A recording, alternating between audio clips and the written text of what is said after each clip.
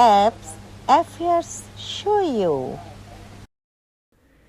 How to fix selfie flipping problem in iPhone. To take a selfie that captures the shot as you see it in the front facing camera frame rather than reversing it, here's how to do it.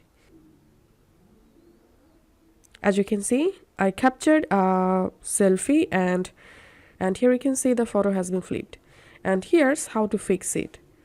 Go to your iPhone settings app, scroll down and search for camera, tap on camera, and here you will get this mirror front camera option. So to fix the selfie flipping issue, you have to enable mirror front camera option.